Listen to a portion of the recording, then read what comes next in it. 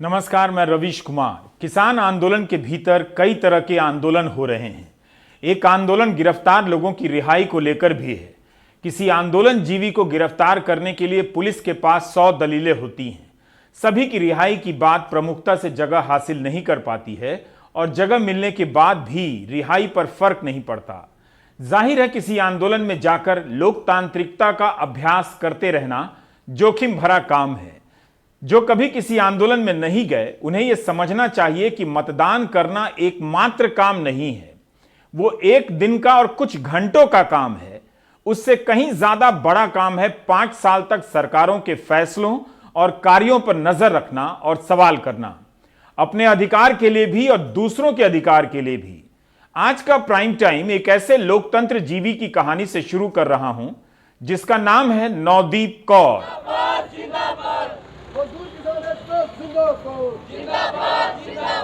नारे लगा रही नवदीप कौर 24 साल की हैं और पंजाब के मुक्तसर साहिब की रहने वाली हैं। सोनीपत के कोंडली में मजदूरों का प्रदर्शन हुआ था। 12 जनवरी को नवदीप कौर गिरफ्तार कर ली गई। करनाल जेल में बंद हैं। पुलिस ने नवदीप पर कई तरह की धाराएं लगा दी हैं। घातक हथियार रखने, गैर कानूनी असेंबली, दंगाई गतिविधियां वगैरह की धाराएं लगाई गई हैं।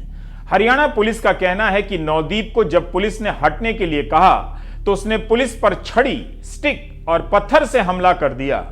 यह साफ नहीं है कि छड़ी ही घातक हथियार है या पुलिस को नवदीप से वाकई घातक हथियार मिले हैं। पुलिस का दावा है कि मजदूरों के हमले से 7 पुलिसकर्मी घायल हो गए, जिनमें से एक महिला सिपाही भी है।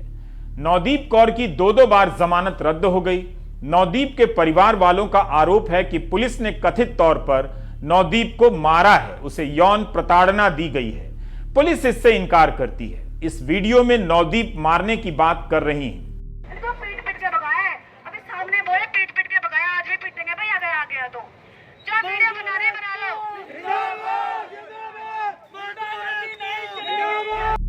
पंजाब के अनुसूचित जाति आयोग ने संज्ञान लिया है और अतिरिक्त मुख्य सचिव से कहा है कि मामले की जांच करें।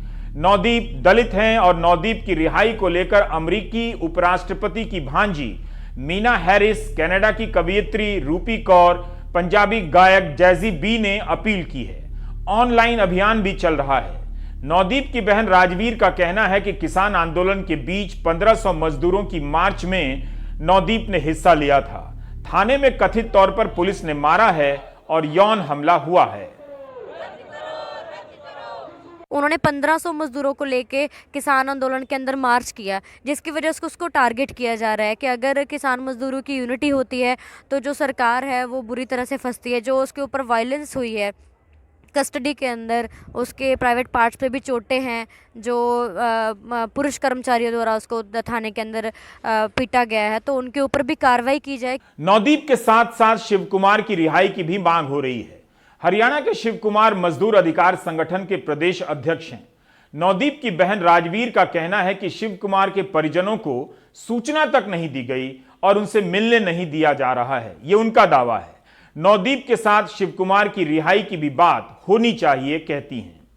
वो दूसरे मजदूरों के लिए भी मतलब उसके पैसे जैसे जिसके रुक जाते थे वो पैसों के चक्कर में, उनके पैसे दिलवाने के चक्कर में आप भी मजदूरों के साथ मिलकर वो रहता था और वह 16 जनवरी को गिरफ्तार किया। हमें 30 जनवरी को पता लगा, उसमें 10 दिन का रिमांड भी हो गया। हमें पता भी नहीं लगा कि इतने दिन तक कहाँ रहा कहाँ नहीं। मजदूर संगठन में काम करने वाली नवदीप नवंबर से ही किसान आंदोलन में हिस्सा ले रही थी।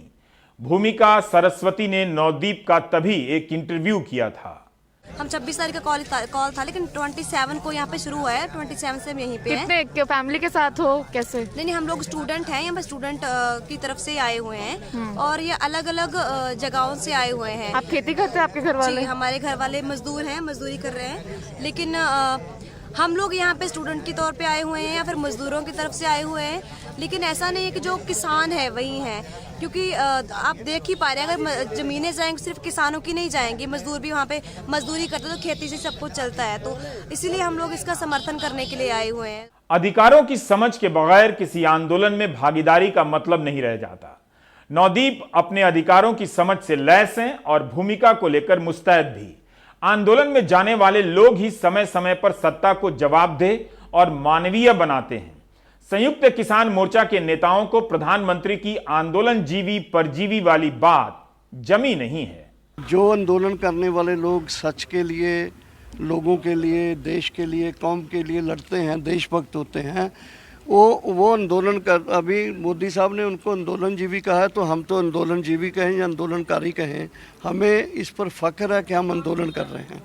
और ये आंदोलन कोई इसलिए नहीं हो रहा है कि कोई कारपोरेट के पक्ष में या कोई जो पूंजीपति हैं उसके पक्ष में कुछ पॉलिसी बनाने के लिए हो रहा है। ये एक हिस्ट्री में आप देखिए कि जिन्होंने आंदोलन किया है, आंदोलन की वजह से ही समाज में कुछ डेमोक्रेटाइजेशन या समाज में कुछ अच्छी वैल्यू सिस्टम एस्टेब्लिश हुआ है। आंदोलन करना मुश्किल होता जा रहा है।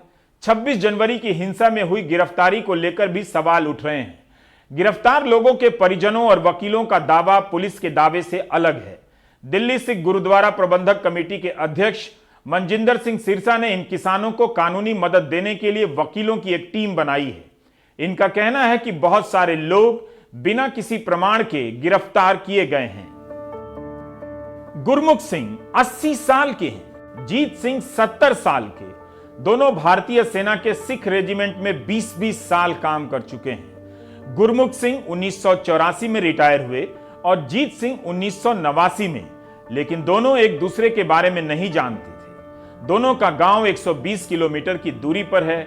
गुरमुख सिंह 1965 के भारत पाक युद्ध में हिस्सा ले चुके हैं। गुरमुख और जीत सिंह को 26 जनवरी की हिंसा के मामले में गिरफ्तार किया गया है।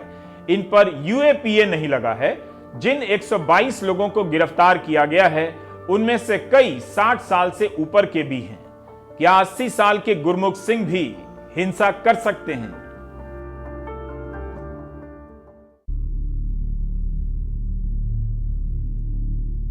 अस्सी साल के पूर्व सैनिक गुरमुख सिंह तिहाड़ में बंद हैं।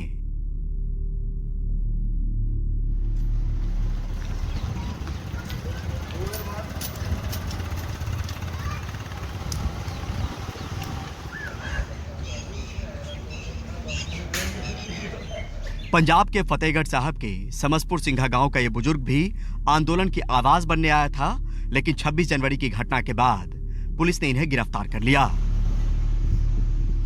गांव में धर्मी फौजी के नाम से मशहूर गुरमुख सिंह 2 दशक तक फौज में रहे। सूबेदार के तौर पर 1984 में रिटायर हुए। दिल्ली पुलिस ने ललकारिया कि भी तुसीं इत्थों छड्ड के चले जाओ, भी तुहानूं असीं नुकसान करांगे तुहाडा। ते गुरमुख सिंह समशपुर उस टाइम उत्थे मोर्चे की अगवाई कर रहे सी। वो कहंदे भी असीं छड्ड के नहीं जावांगे ते असीं इत्थे मरन लई तैयार हैं। ते उस करके वो पुलिस ने उन्होंने फिर अरेस्ट कर लिया जी, भी तुहाडी गिरफ्तारी कर लेनी है। ते गिरफ्तार होने लई तैयार हो गए, गिरफ्तार करके उन्होंने। फौज से रिटायर 70 साल के जीत सिंह भी सलाखों के पीछे दिल्ली के तिहाड़ जेल में कैद हैं। 2 दशक फौज में गुजारने के बाद 1989 में रिटायर हुए। पंजाब के संगरूर जिले के खानौड़ी कला गांव के जीत सिंह को भी दिल्ली पुलिस ने 26 जनवरी की घटना के बाद गिरफ्तार कर लिया। बेटे की राह तकती मां। 21 साल का इकलौता बेटा सुनील आंदोलन से जुड़ा था। हरियाणा के कैथल के कसान गांव से रोज टिकरी बॉर्डर दूध सब्जियां पहुंचाता था, लेकिन 26 जनवरी को जब गया तो फिर लौटा नहीं। उसके बाद से सलाखों के पीछे है। उस पर धारा 307 भी लगी है। किसान आंदोलन में कैसे शामिल हो? बस जो दूध दाद लेके सब्जी सुब्जी लेके बिक जाया बंदा। तो कहाँ से पकड़ा, कुछ आपको पता है? कौन से बोल जी फोन आया था, कल 13 दिन हो गए थे उसकी, कल ही आया फोन। वो कह रहा था, मैंने कहा पूछा बेटा कोई रोड रब्दा, मैंने बोला ना माँ जी हम तो डिग्री बॉर्डर पे थे और वहाँ से ठाए ना, और कोई भीड़ थी ना कुछ नहीं था, डिग्री बॉर्डर पर तो ठाए। कैथल के इसी कसान गांव का दीपक भी तिहाड़ में बंद है। सुनील के साथ 18 साल का दीपक भी आंदोलन करते गांव वालों की मदद में जुटा था। रोजाना गांव वालों से इकट्ठा करके जरूरी सामान लेकर जाता और फिर वापस आ जाता। दोनों के परिवारों ने तिहाड़ के 4 बार चक्कर लगाए, लेकिन बेटे से मुलाकात नहीं हो पाई। वे दूध दाद लेके जाया करता थी वहाँ आंदोलन में। वहाँ फिर 26 जनवरी में बालक से थे अपना हुए ट्रैक्टर लैग लिए, वहाँ से पुलिस ने उठा लिए, नांगलोई थाना में अरेस्ट कर लिए थे। फिर मैं जेल में त्याड़ देड़ में तो क्या कहा गया आपको जब मिलने गए उनसे? क्या तो यही कहते हैं आलू टाइम नहीं है, कोई आए जवाब नहीं देते। कितनी बार कोशिश की आपने? 4 बार जाली थी, कोई मिलने का टाइम नहीं देते। जेल में बंद ऐसे 121 लोगों की लड़ाई लड़ने का फैसला दिल्ली सिख गुरुद्वारा प्रबंधक कमेटी ने किया है। 120 लोग 21 लोग पकड़े गए थे। इसमें हरियाणा से भी हैं, दिल्ली से भी हैं, पंजाब से भी हैं और उत्तर प्रदेश से भी हैं। तो अब इनके जमानतें लगानी शुरू की। 3 लोगों की कल जमानत हुई है। जिनकी गिरफ्तारी हो गई उनके परिवार को तो उनका पता है, पर जो लापता हैं उनके परिवार अभी भी अंधेरे में हैं। अपनों की गुमशुदगी को लेकर दर्जनों परिवार हरियाणा और पंजाब के इसी अंधेरे में हैं। हरियाणा के जिंद के कंडेला गांव का बजिंदर सिंह आंदोलन में शामिल होने तो आया था मगर लापता है। गांव वालों ने 26 जनवरी को आखिरी बार उसको नांगलोई के पास देखा। वहाँ नांगलोई के थाने से आए थे आज 2 पुलिस वाले थे, वो पूछ रहे थे कैसे कैसे गया था और माम ने तो खुदे पता नहीं था, मानू पता नहीं था, माम क्यों जान दिया उसने। इनकी राह आसान करने की कोशिश ज़रूर चल रही है पर सफ़र मुश्किलों भरा है। पहले लड़ाई कृषि कानूनों को लेकर ही सिमटी थी, पर अब खुद की भी लड़ाई लड़नी होगी। कानूनी पेचीदगियां हैं जो पीछा नहीं छोड़ रही, जिसको लेकर इनकी चिंताएं भी हैं और सामने चुनौतियां भी। चंडीगढ़ से मोहम्मद गजाली के साथ नई दिल्ली से परिमल कुमार, एनडीटीवी इंडिया।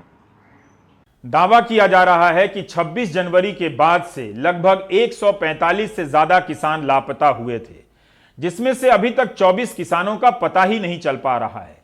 ये सभी किसान ट्रैक्टर मार्च में दिल्ली आए थे। किसान मोर्चे का कहना है कि दिल्ली पुलिस जानबूझकर उनका सहयोग नहीं कर रही है। दिल्ली पुलिस इनकार करती है। इन लापता लोगों में 70 साल के बुजुर्ग से लेकर 20 साल के जवान तक हैं। लुधियाना के गांव इकोलाहा में रहने वाली 45 साल की परमजीत कौर अपने 75 साल के पिता जोरावर सिंह की तस्वीर दिखाकर भावुक हो जाती हैं। जोरावर सिंह अपने गांव के एक साथी के साथ 26 जनवरी के ट्रैक्टर मार्च में दिल्ली आए थे। तब से उनका पता नहीं चल सका है। अब तक पुलिस ने उनके जेल में होने की खबर नहीं दी है। 75 साल का बुजुर्ग ना तो पुलिस के साथ हाथापाई कर सकता है और ना लाल किले के अंदर जाकर तोड़फोड़।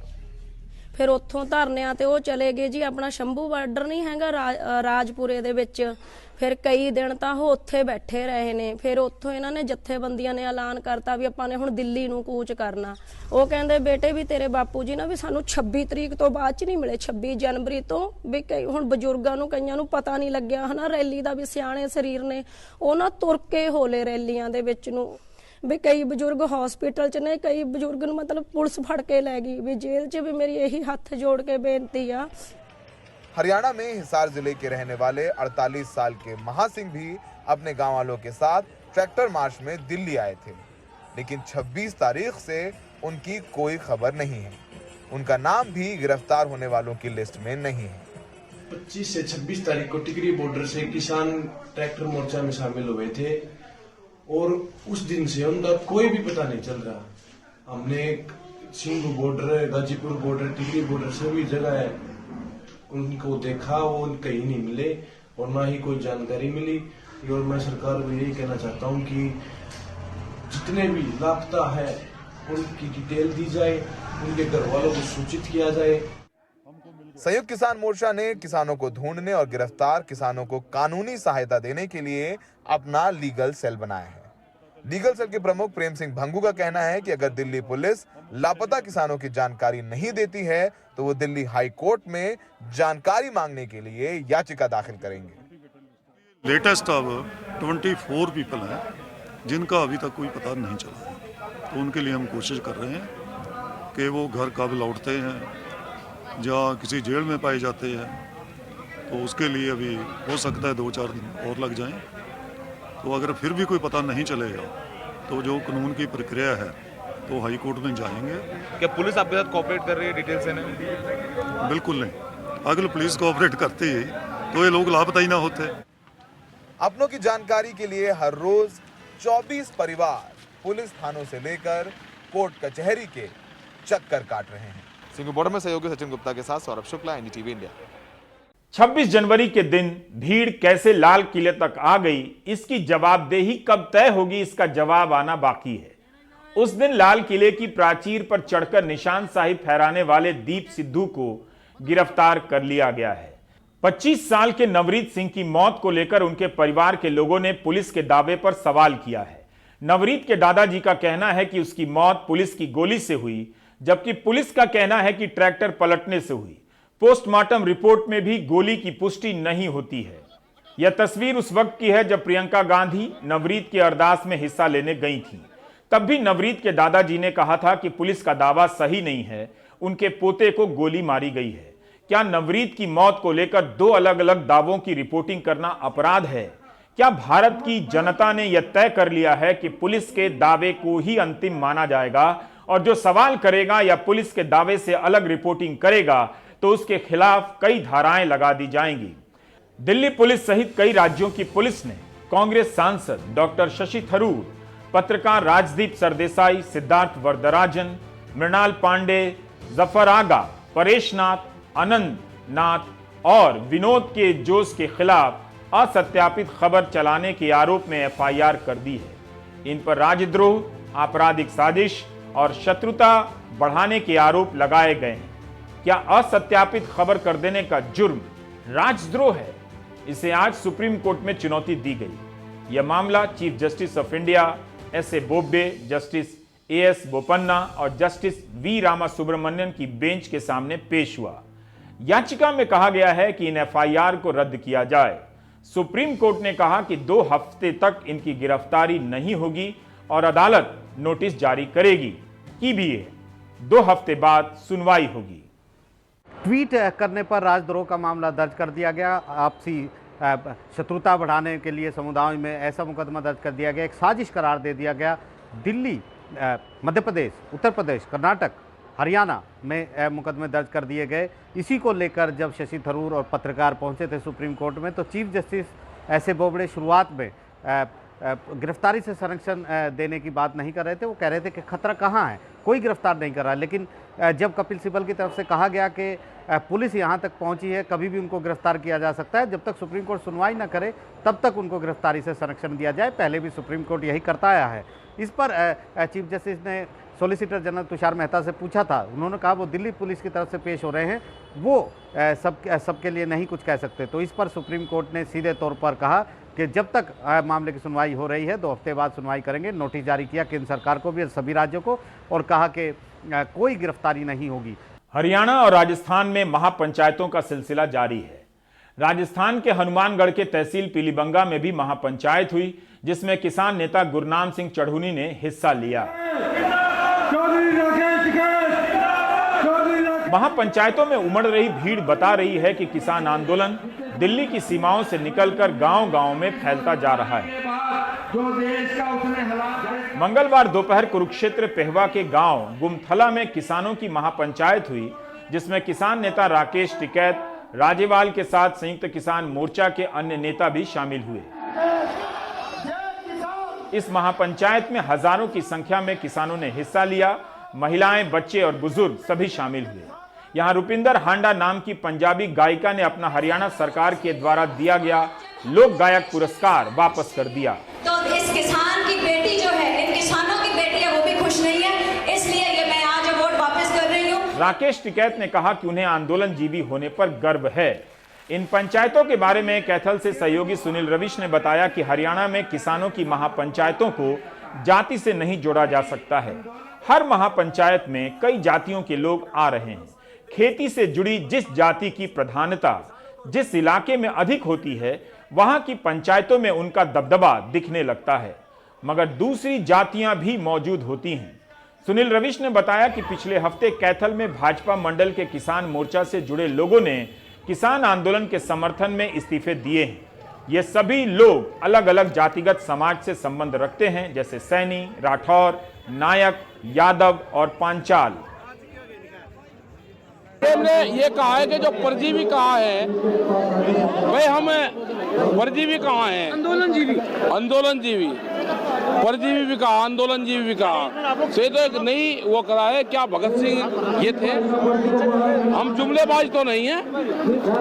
प्रधानमंत्री ने 2011 में ये कहा था कि एमएसपी पे देश में कानून बनेगा, और उन्होंने कहा कि ये तो फिर जुमलेबाजी थी, ये तो इलेक्शन का स्टैंड था, तो ये तो गलत चीज है पूरी।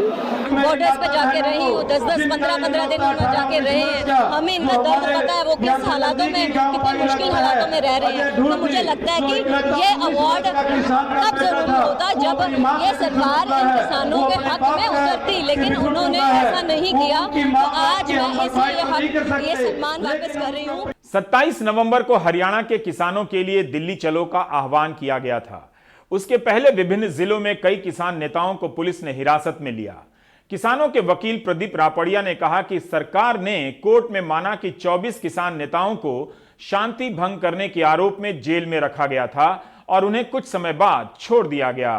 कोर्ट में सरकार ने खुद अपने एफिडेविट में माना कि विभिन्न जिलों से, विभिन्न जातियों से 24 किसानों की गिरफ्तारियां की गई और कोर्ट की सुनवाई होने तक सबको रिहा कर दिया गया है। और हिरासत में 2-2, 3-3, 4-4 दिन रखने का जो कारण है वो भी इतने अजीबोगरीब हैं कि एक में कहा गया कि जो जमानत की 50,000 की जमानत कही गई देने के लिए, जो कि बड़े ही, जो कोर्ट में सीरियस मामले होते हैं, लड़ाई झगड़े डकैती के, उनमें भी इतनी ज़्यादा जमानत नहीं मांगी जाती है। लेकिन एनीवे 50,000 की जमानती परिवार वाले पेश हुए, उन्होंने गाड़ी की आरसी दी। तो जो है एग्जीक्यूटिव मजिस्ट्रेट ने कहा कि इस आरसी को वेरीफाई करने की ज़रूरत है, इसलिए इसको जो है रजिस्ट्रेशन अथॉरिटी के पास भेजा जाए, वेरिफिकेशन आएगी फिर हम रिहा करेंगे। इन 24 लोगों की सूची देखें तो हर जाति के किसान नेता इसमें शामिल हैं। जसबीर तंवर गुज्जर समाज से आते हैं, उन्हें भी हिरासत में लिया गया था। यमुनानगर से सुभाष गुज्जर को भी हिरासत में लिया गया था। सरकार और कुछ, मैं तो कहता हूं तथाकथित मीडिया संस्थान इसको गलत तरीके से पेश कर रहे हैं कि जातिवादी रंग दे दिया जाए, जाटों का आंदोलन बता दिया जाए। हमने इसको इस डर के तहत ही पहले लगभग 1 महीना पहले हमने एक यात्रा निकाली थी जींद के किनाना गांव से दिल्ली टिकरी बॉर्डर तक, लगभग 100 किलोमीटर की, 100 लोगों ने। और उस मेरे सभी साथी, उसमें ज़्यादातर वो लोग थे जो जाट नहीं थे, खेती से जुड़े हुए लोग सभी। उसमें ब्राह्मण थे, राजपूत थे, सैनी थे, यादव थे, रोड थे, सभी बिरादरियों के लोग थे, गुज्जर थे। जैसे मैं कहना चाहता हूं, मैं जसबीर तंवर गुज्जर हूं और मैं कहता हूं ये कानून हमारे खेत पर भी लागू होते हैं। और मैं अपने समाज से भी कहना चाहता हूं, इस पर थोड़ा सा आपको ध्यान देना होगा और इस आवाज को मजबूती से उठाना होगा। किसान महापंचायतों से कांग्रेस दूरी बनाकर चलती रही, लेकिन दौसा की महापंचायत में सचिन पायलट की भागीदारी के बाद अब कांग्रेस महासचिव प्रियंका गांधी भी महापंचायतों में हिस्सा लेने जा रही हैं। प्रियंका गांधी 10 फरवरी को सुल्तानपुर जिले के चिलखाना में होने वाली महापंचायत में हिस्सा लेंगी। आज राष्ट्रीय लोकदल ने अलीगढ़ के मुरबार पैंठ में महापंचायत बुलाई। इन महापंचायतों में भाईचारा प्रमुख होता जा रहा है। मुजफ्फरनगर दंगों के बाद जो दूरी आई थी, उसे किसान आंदोलन को मजबूत करने के लिए दूर करने का प्रयास किया जा रहा है।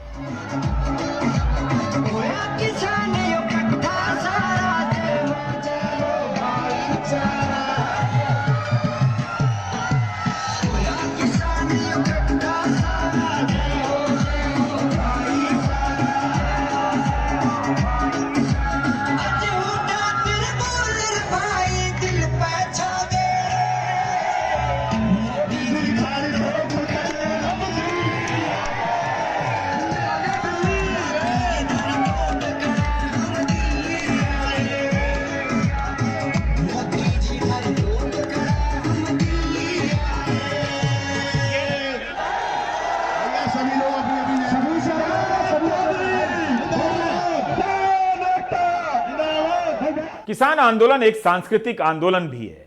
दिल्ली और आसपास के खेतों में हाउसिंग सोसाइटी की इमारतें खड़ी हो गई। उनके आने के साथ गांवों की बहुत सी संस्कृतियां जो दिल्ली में दिख जाती थी, दिखनी बंद हो गई या कम हो गई। दिल्ली में 300 से अधिक गांव हैं। आज शाहजहांपुर में, जो अरवल के पास है, कन्हैया दंगल का आयोजन हुआ। राजस्थान में खेले जाने वाले कन्हैया दंगल का दृश्य आप देखेंगे तो झूम उठेंगे। इसे कन्हैया दंगल कहते हैं। पूर्वी राजस्थान में मीणा समाज से यह जुड़ा हुआ है। हर गांव में कन्हैया दंगल की टीम होती है, जिन्हें पार्टी या जोठ कहते हैं। 10 लोग पार्टी में गायन करते हैं।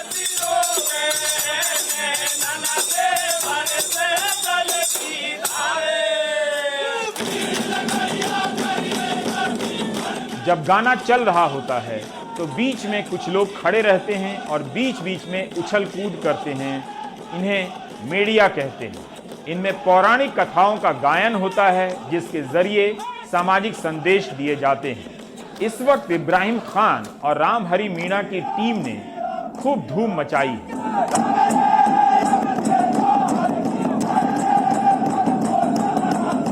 दोनों दिल्ली में कूली का काम करते हैं।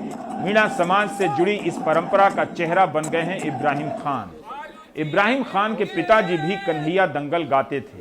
अरे जिए बिनु दे नदी बिनु बारी और ते सईनाथ पुरसु बिनु नारी। वेरी गुड सज्जनो, इस ध्येय के अंदर सांस नहीं है तो ध्येय कोई काम की नहीं है। और जिस नदी में पानी की आवक नहीं है वो नदी कोई काम की नहीं है भैया। और सज्जनों, जिस स्त्री का मर्द मर गया हो उसका जीने में जीना। तो मेरी सुन ले भाई।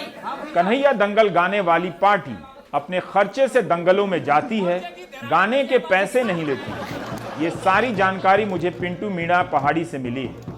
आज शाहजहांपुर के किसान आंदोलन में कन्हैया दंगल खेला गया। इसमें टोडा भीम के खेड़ी गांव की पार्टी व नांदरी गांव की कन्हैया पार्टी ने हिस्सा लिया।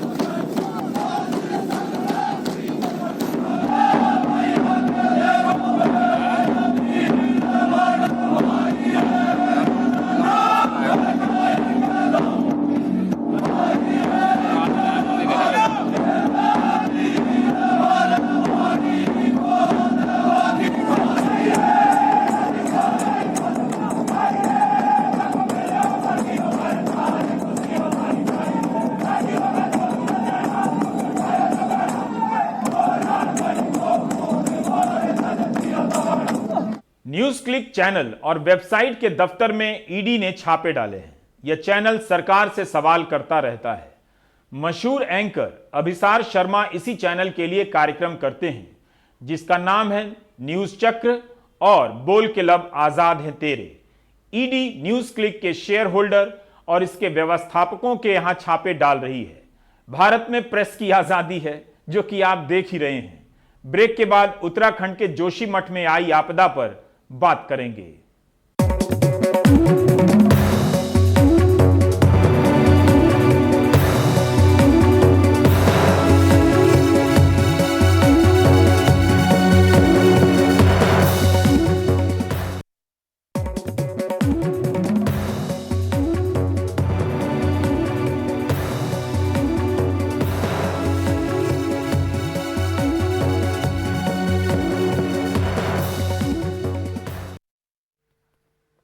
उत्तराखंड के चमोली जिले में 7 फरवरी को ऋषिगंगा नदी इतनी विकराल क्यों हुई, इतनी तबाही उसने क्यों बरपाई, ये बताने के लिए आज हमारे पास एक्सक्लूसिव सैटेलाइट की एक्सक्लूसिव तस्वीरें हैं, ये बताने के लिए कि इतनी ताकत इस नदी में आई कहां से। लेकिन सबसे पहले आपको दिखाते हैं एक विहंगम तस्वीर, एक लॉन्ग शॉट उस पूरे इलाके का जिसको जानना जरूरी है। यह है नंदा देवी बायोस्फीयर रिजर्व और उसका एरिया, जहां कई बड़े पर्वत हैं, दूनागिरी, नंदा देवी, नंदाकोट, मृगथुनी, त्रिशूल, नंदा घुंटी।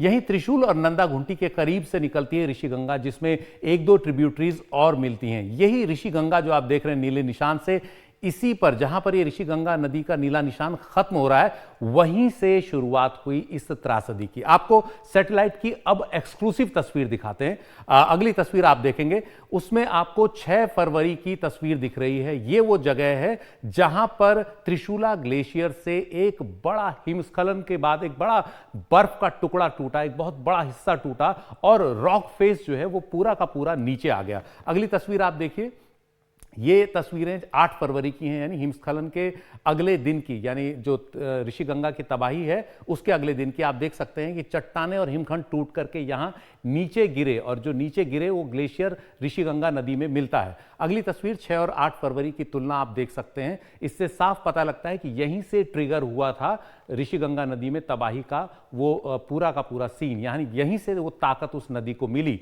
अगली तस्वीर हम आपको दिखाते हैं, एक और शॉट। ये 6 फरवरी को वही एरिया आप देख सकते हैं, काफ़ी सर्दियों के दिन हैं, बर्फ़ है, ये है वो पूरा इलाका।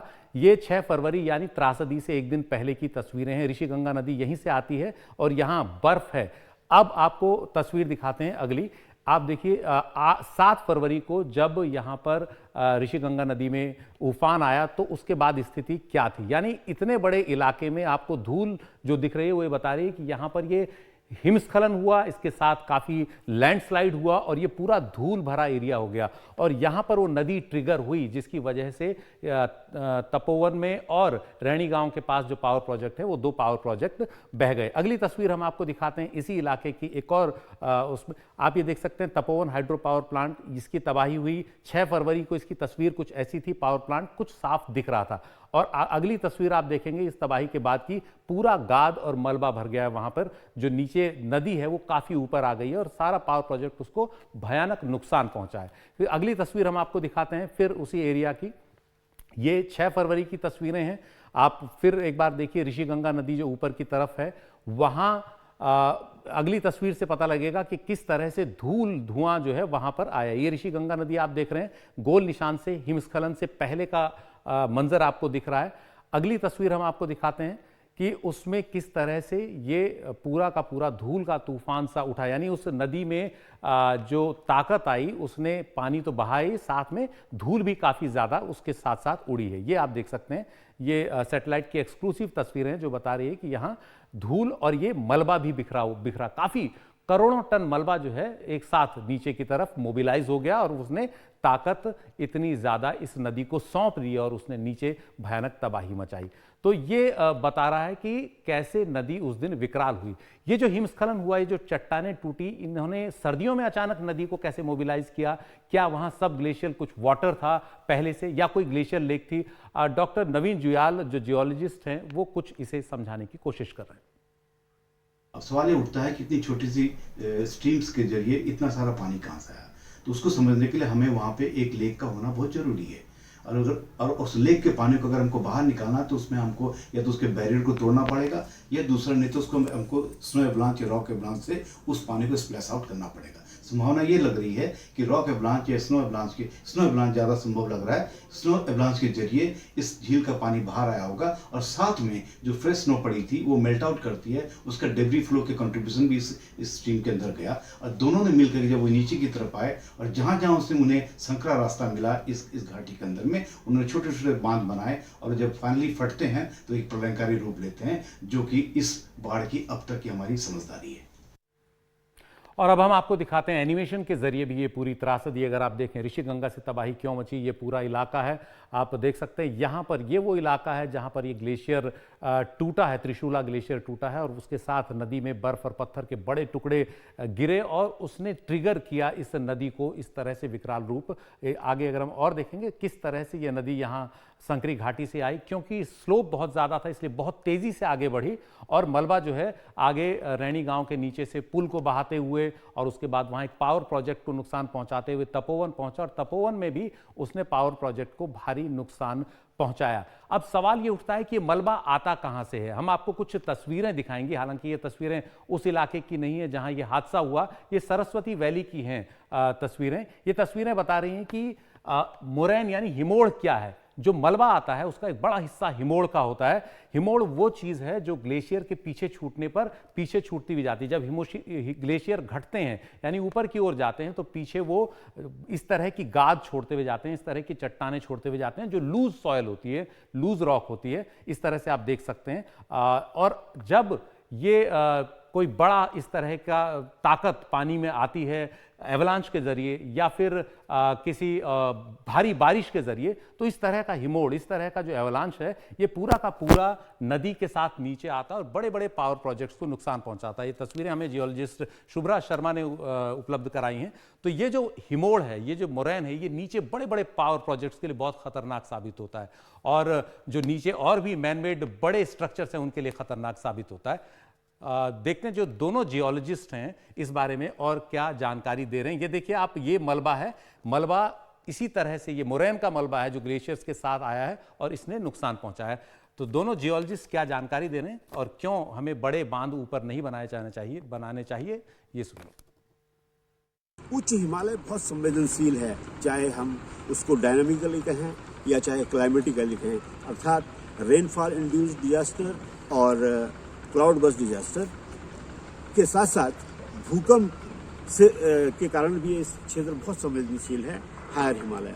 तो हायर हिमालय में जब भी हम कोई परियोजना बनाते हैं तो उसके लिए यहाँ के भूगोल और भूविज्ञान को समझना बहुत आवश्यक है। तो उच्च हिमालय में अगर हम कोई विकास की परियोजनाएं बनाते हैं तो उसके लिए बहुत जरूरी है उसके भूविज्ञान और भूगोल को समझना। दूसरा मेरा कहना यह है कि आप जब तक वैज्ञानिकों को इन परियोजनाओं को जब आप उसको धरातल पर उतारते हैं उनको इसका हिस्सा नहीं बनाओगे तब तक ऐसी आपदाएं आती रहेंगी। हमने यदा कदा इस बात को उठाया। 2013 की त्रासदी के बाद में हाइड्रो पावर कमेटी बनी, उसमें भी हमने इस बात को कहा कि इस क्षेत्र विशेष में आपको बांध नहीं बनाने चाहिए, आपको नदियों का रास्ता नहीं रोकना चाहिए। ये बात हमने रखी भी थी, कुछ देर तक लोगों ने इसको माना परंतु फिर उसको इग्नोर कर दिया। कहने का मेरा तात्पर्य यह है कि इस वैज्ञानिक की एक लिमिट होती है, साइंस की एक लिमिट होती है, जहाँ साइंटिस्ट अपनी बात रखता है, इम्प्लीमेंट करने वाली एजेंसीज दूसरी होती है। अगर 2013 और उससे पहले पीछे जाऊं तो 1970 की बाढ़ का भी मैं जिक्र करना चाहूँगा, जिसको हाल ही में उत्तराखंड के चीफ मिनिस्टर जी बिरह गंगा घाटी में गए थे, जिन्होंने उस नाव को भी देखा जो नाव उत्खनन के दरमियान अभी बाहर निकली है। कहने का तात्पर्य ये है कि इस घाटी में इस ढंग की घटनाएं होती रही हैं। तो इस तरह की घटनाएं दोबारा न हों इसके लिए हिमालयी नदियों की प्रकृति समझनी पड़ेगी, हिमालय का मिजाज समझना पड़ेगा और कुछ भी बनाने से पहले उसे वैज्ञानिकता की कसौटी पर परखना होगा, सिर्फ नेताओं और ठेकेदारों के दबाव में नहीं। वक्त एक ब्रेक।